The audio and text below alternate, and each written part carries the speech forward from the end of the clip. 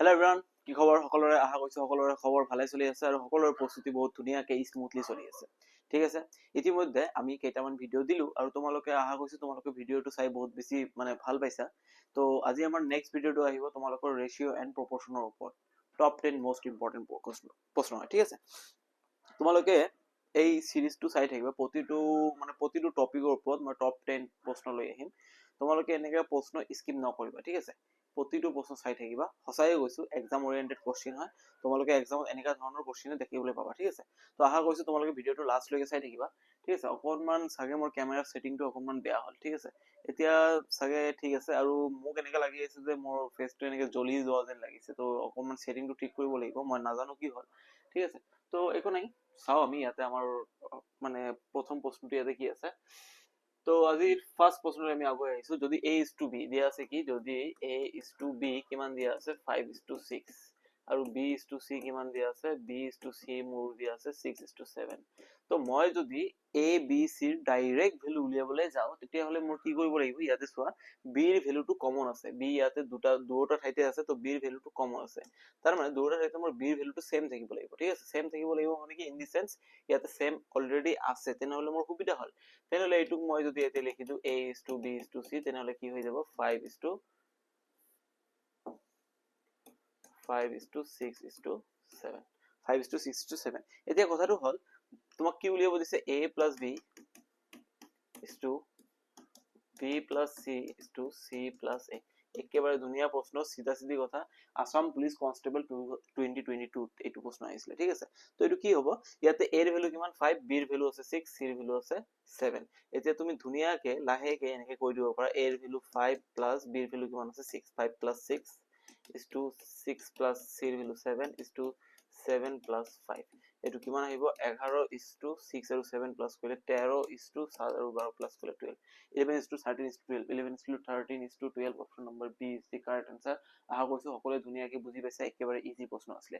Next প্ৰশ্নলৈ আমি আগুৱাই যাওঁ। আমাৰ নেক্সট প্ৰশ্নটো ইয়াতে কি আছে? অসম পুলিচৰ SI পৰীক্ষাত আহিছিলে 2019 আৰু 2020 আহিছিলে। ঠিক আছে, তো এইটো প্ৰশ্ন কি, দুটা বৃত্তৰ ব্যাসাৰ্ধৰ অনুপাত 1:3 হলে সিহঁতৰ কালি বা ক্ষেত্ৰফলৰ অনুপাত হ'ব। দুটা বৃত্তৰ ব্যাসাৰ্ধৰ অনুপাত। ঠিক আছে, ধৰি লৈছো দুটা বৃত্তৰ ব্যাসাৰ্ধ, সৰুটোৰ ব্যাসাৰ্ধ R আৰু ডাঙৰটোৰ ব্যাসাৰ্ধ কেপিটেল R। ঠিক আছে, ইহঁতৰ অনুপাতটো কিমান দিয়া আছে? 1:3। মই একো ধৰিব নালাগে, তোমালোকে এই পৰীক্ষাত কি কৰিব লাগে? শৰ্টকাট কৰিব লাগে। তো x এইবোৰ ধৰিব নালাগে। ঠিক আছে, x max এইবোৰ ধৰিব নালাগে, ডাইৰেক্ট কৈ দিয়া সৰু r টোৰ ভ্যালু 1, ডাঙৰ r টোৰ ভ্যালু 3। সৰু r টোৰ ভ্যালু 1, ডাঙৰ r টোৰ ভ্যালু 3। ওকে, নো প্ৰবলেম। ঠিক আছে, নাও তোমালোকে ইয়াতে চাব পাৰা, এনে কি কয় এইটো আপোনাৰ বৃত্তৰ কালিৰ ফৰ্মুলাটো কি আছিলে? পাই r স্কয়াৰ। ঠিক আছে, তো সৰুটোৰ পাই r স্কয়াৰ ইজ টু ডাঙৰটোৰ কি হ'ব? পাই কেপিটেল R স্কয়াৰ। ঠিক আছে, তেনেহলে pi pi cancel, r square by capital R square. এটুক মই এনেকে লিখিব পাৰো r by r whole square. এটুক মই 1/3 লিখিব পাৰো, because r is to r কিমান আছিল? 1:3।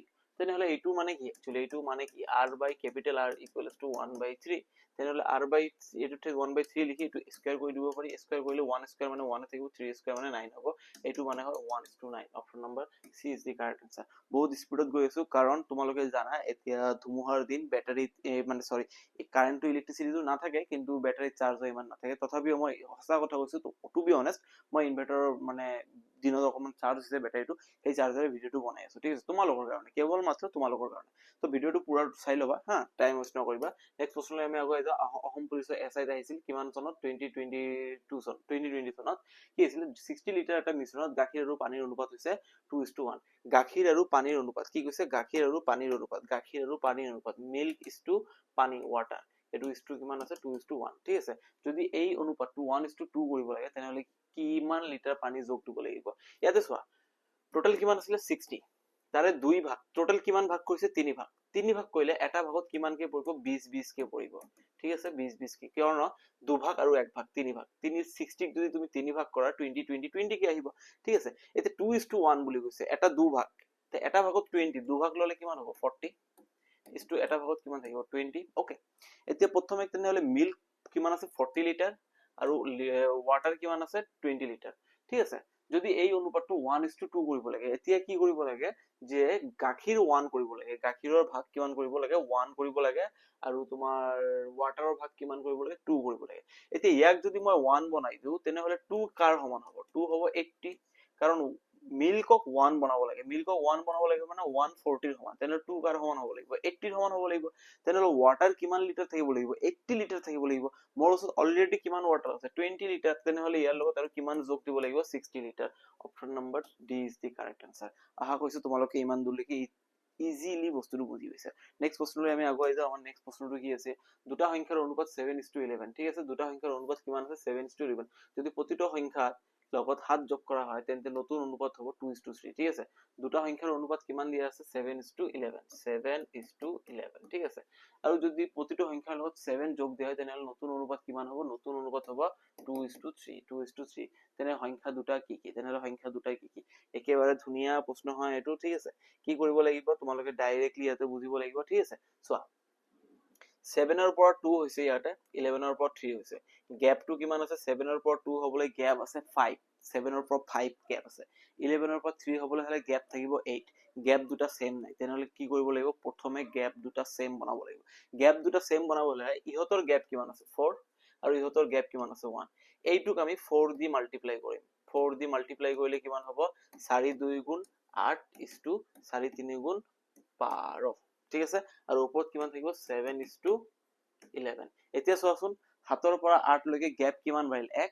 11 ৰ পৰা 12 লৈকে গ্যাপ কিমান বাঢ়িল? 1। এতিয়া তোমালোকে কৈছা এইটোক পূৰণ কৰি এইটোক নকৰিলে কিয়? কাৰণ ইহঁতৰ গ্যাপ আছে 1, 1 দি এইটোক কৰিলে 7:11 থাকিব। ঠিক আছে, তেনেহলে এতিয়া চোৱা গ্যাপ কিমান আছে? ইয়াতে 1, 1 গ্যাপটো কেনেকে আহিল? ইয়াৰ লগত 7 প্লাস কৰাৰ পিছত, 7 যোগ কৰাৰ পিছত 7 প্লাস কৰিলে 8 হৈ গল। তাৰ মানে গ্যাপ আছে অনুপাতত 1, যোগ কৰিলো প্ৰশ্ন মতে কিমান? 7।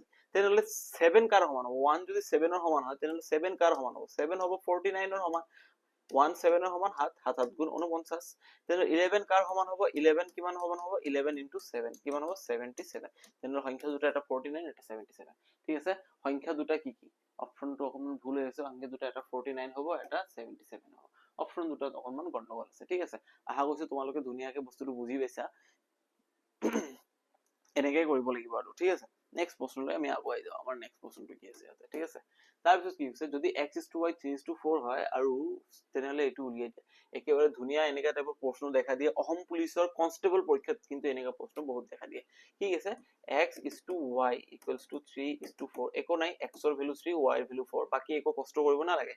এতিয়া তোমাক কিমান দি আছে? 7x + 3y divided by 7x - 3y = 7x ৰ ভ্যালু কিমান আছে? 3 + 3 into y ৰ ভ্যালু কিমান আছে? 4 divided by 7 into x ৰ ভ্যালু কিমান আছে? x ৰ ভ্যালু কি? 3 minus 3 into y ৰ ভ্যালু কিমান আছে? 4। তেনেহলে এইটো হৈ যাব 21 plus 12, তলত হৈ যাব 21 minus 12।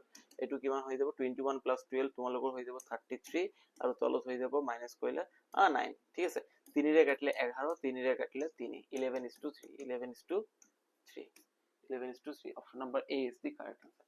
একেবাৰে ধুনীয়া প্ৰশ্ন, জাস্ট সলভ কৰিলে এনসাৰটো আহি যায়। ঠিক আছে, আৰু একো প্ৰবলেম নাই। মই চাই লৈছো কেমেৰাটো ষ্টপ হৈ গৈছে নে কন্টিনিউ চলি আছে? ধুনীয়াকে চলি আছে। ঠিক আছে, নেক্সট প্ৰশ্নলৈ আমি আগুৱাই যাওঁ। আমাৰ নেক্সট প্ৰশ্নটো ইয়াতে কি আছে? 4 5 8 আৰু 10 ৰ সংখ্যা কেইটা সমানুপাতত আছে নে নাই?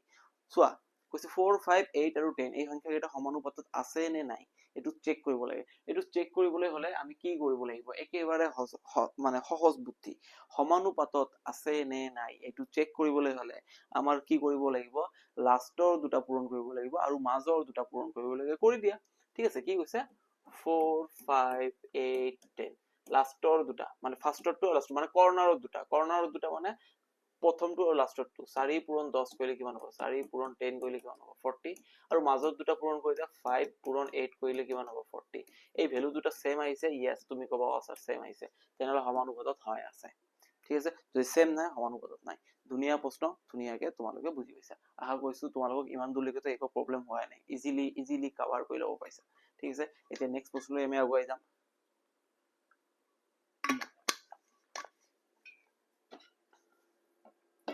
ধুনীয়া ভিডিও চলি আছে।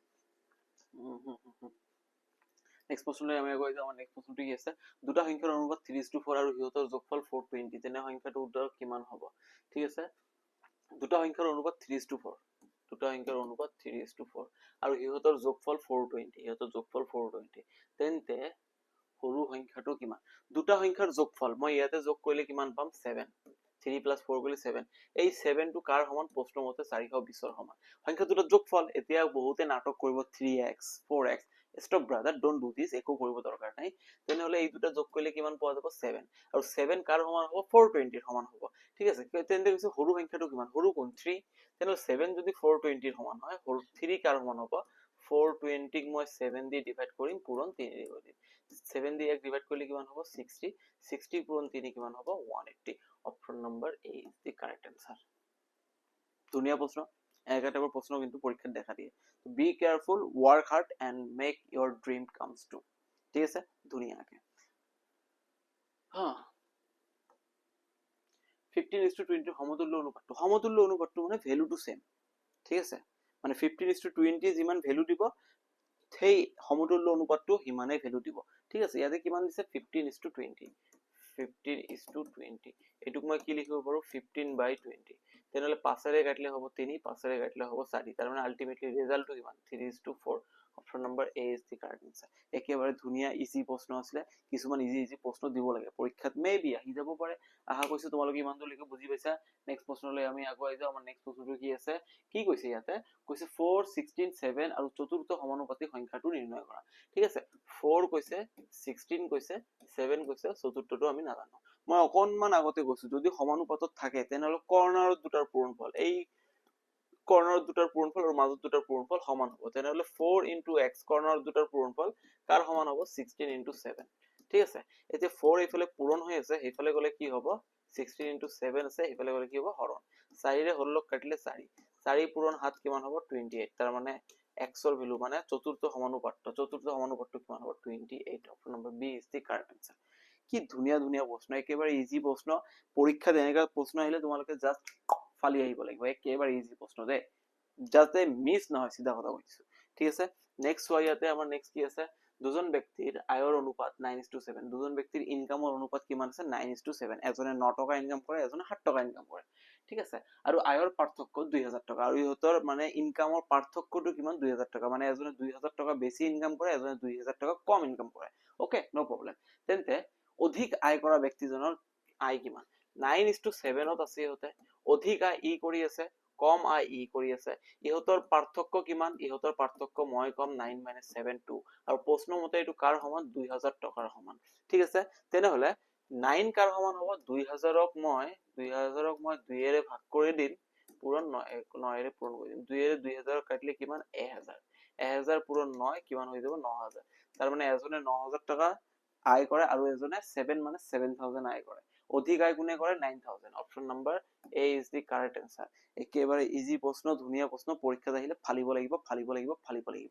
ঠিক আছে, একেবাৰে চিধা কথা। ওয়াও, তো আজিৰ কাৰণে এইখিনি আছিলে। আশা কৰিছো তোমালোকৰ ভিডিঅ'টো বহুত বেছি ভাল লাগিছে। পাৰিলে যিমান বেছি পাৰা শ্বেয়াৰ কৰি দিয়া, যাতে সকলোৱে মানে কি কৰে। আৰু প্লিজ, বেছি সময় নাই, 818টা মান ছাবস্ক্ৰাইবাৰ হৈছে মেবি, তো 1K লৈকে অতি সোনকালে লৈ যাওক। মানে যিমান বেছি ছাবস্ক্ৰাইবাৰ বাঢ়ে ন, তো বহুত বেছি ভাল লাগে। যোৱা লাষ্ট ভিডিঅ'টোত মোৰ 4টা ছাবস্ক্ৰাইবাৰ বাঢ়িলে, 814 আছিলে, 818 হৈ গ'ল। তো মানে ছাবস্ক্ৰাইবাৰ বাঢ়িলে মনটো ভাল লাগে, ভিতৰৰ পৰা এটা ইনাৰ এটা জোচ ফিল হয়। ঠিক আছে, তো আশা কৰিছো তোমালোকে এইখিনিতে হেল্প মোক কৰি দিবা। আজিৰ কাৰণে এইখিনিয়ে, bye bye, Tata, love you all, good night.